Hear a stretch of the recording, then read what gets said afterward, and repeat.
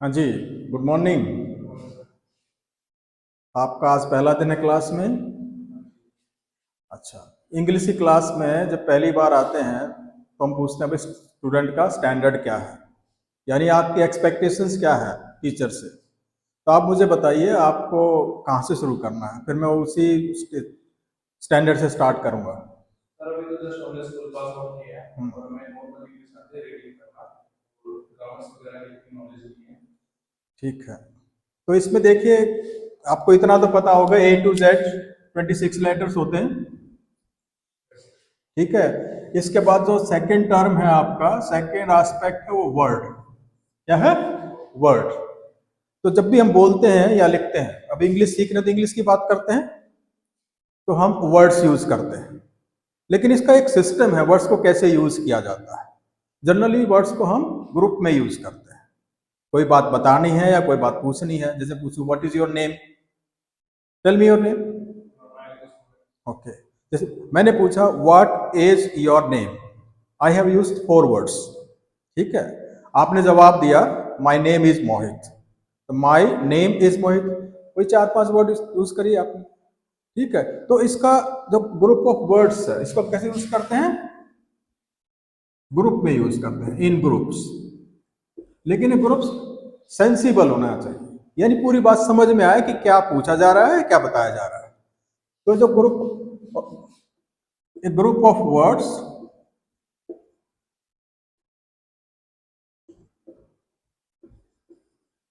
Which makes complete sense, यानी पूरा मतलब समझ में आए, उसको बोलते हैं हम सेंटेंस। क्या बोलते हैं? सेंटेंस। क्योंकि हम जब भी बात करते हैं तो सेंटेंस की फॉर्म में बात करते हैं। किसमें? सेंटेंस की फॉर्म में बात करते हैं। और सेंटेंस में क्या यूज करते हैं हम? वर्ड्स यूज करते हैं। अब जितने वर्ड्स हैं सबका सेंटेंस में यूज होने के लिए एक रूल होता है।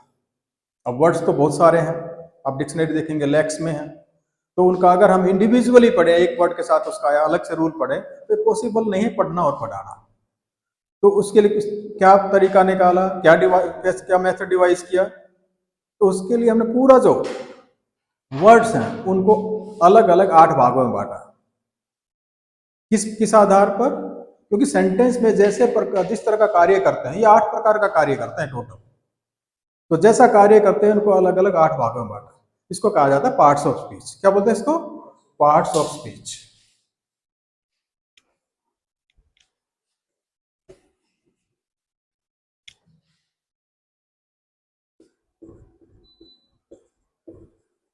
Parts of speech. जितने डिक्शनरी है टोटल उसको हमने अलग अलग 8 भागों में बांटा है। ठीक है। आधार क्या है उसका?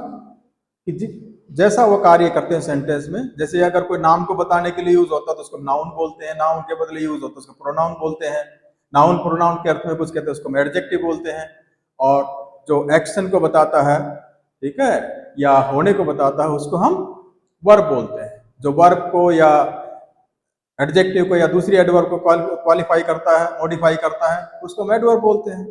और जो किसी नाउन प्रोनाउन से आगे यूज होकर बाकी शब्दों के साथ इस नाउन या प्रोनाउन का संबंध बताता है उसको हम प्रीपोजिशन बोलते हैं।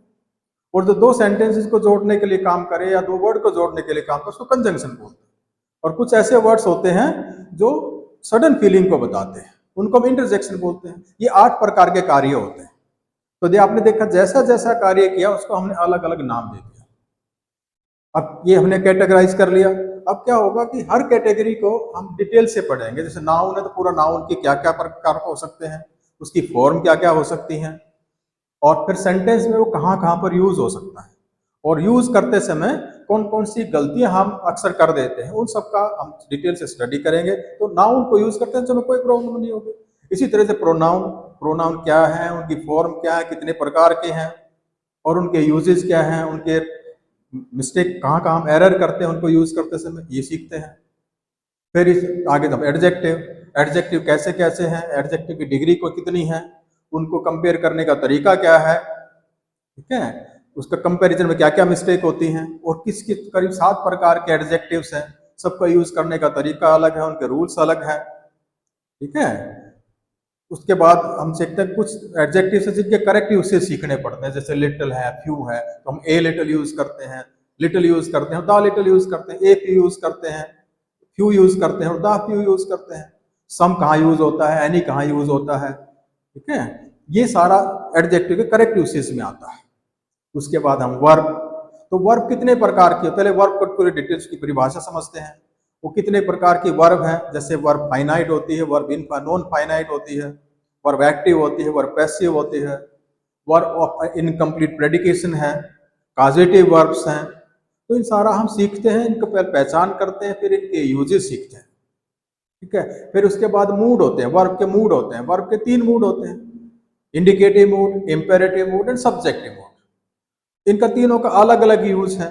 नॉर्मली बच्चों को नहीं पता तो हम डिटेल से सारा बताते हैं इसको, ठीक है।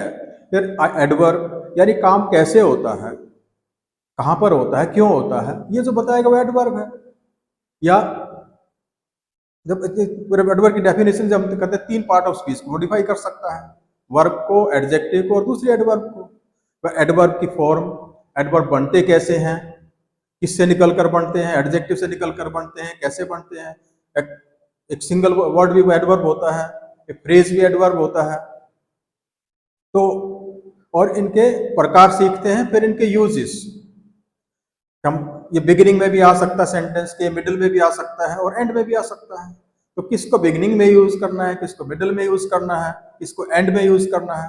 वो कई बार क्या होता है, एक से ज्यादा तरह के प्रकार के एडवर्ब हम सेंटेंस में यूज करने पड़ते हैं। तो उनकी सीक्वेंस क्या होते हैं, कौन से को पहले करेंगे, कौन से को बाद में करेंगे, कौन से को बीच में करेंगे, ये सब रूल है उसके, ठीक है। फिर कुछ ऐसे वर्ब होते हैं जो अपने पिछले शब्द से संबंधित होते हैं, उनको रिलेटिव एडवर्ब बोलते हैं। वो इस तरह से मोटा मोटा बताया कि ये सब चीजें सीखने के बाद फिर हम आगे प्रीपोजिशन पे जाते हैं। प्रीपोजिशन ग्रामेटिकल वर्ड है, प्रोनाउन हो गया, प्रीपोजिशन हो गया, कंजंक्शन हो गया, ये वर्ड्स हैं ग्रामेटिकल, यानी इसमें आपको केवल अलग से कोई वोकैबुलरी नहीं सीखनी, जो दिया हुआ है उसका यूज सीखना है। लेकिन नाउन, एडजेक्टिव, वर्ब और एडवर्ब ये डिक्शनरी वर्ड्स हैं, ये वोकैबुलरी वर्ड्स हैं। ये जितने ज्यादा इससे याद करेंगे, अपनी वोकैबुलरी को इंक्रीज करेंगे, वर्ब याद करके, एडजेक्टिव याद करके, एडवर्ब याद करके, नाउन याद करके, ठीक है। साथ में रूल प्लस ये वोकैबुलरी जो हम कर लेते हैं, तो हम इंग्लिश में जो यही इन्हीं को यूज करते हैं सेंटेंसेस में। तो सेंटेंसेस में सारे प्रकार के नाउन हमारे समझ में आ गए, प्रोनाउन समझ में आ गए, एडजेक्टिव समझ में आ गया, वर्ब समझ में आ गया, एडवर्ब समझ में आ गया, प्रीपोजिशन समझ में आ गया, कंजंक्शन समझ में आ गया, इंटरजेक्शन में तो कोई रूल है नहीं। तो 7 प्रकार के ये हैं। हाँ, एक अलग 8 प्रकार का 8वां प्रकार है जिसको ए एंड बी आर्टिकल के नाम से अलग से पढ़ते हैं। हालांकि for all purposes they are demonstrative adjectives, but they are studied in a separate group named articles. तो ये 8 प्रकार के पार्ट ऑफ स्पीच के जो ग्रुप हैं, इनके ऐसे अलग से हम डिटेल में पढ़ते हैं और फिर इनको सेंटेंसेस में यूज करके देखते हैं 1 बाय 1 और साथ में वोकैबुलरी बढ़ाते हैं। और फिर इनकी जितनी ज्यादा हम प्रैक्टिस करते हैं बोलने में, लिखने में, तो हमारी इंग्लिश इंप्रूव हो जाती है। That's all.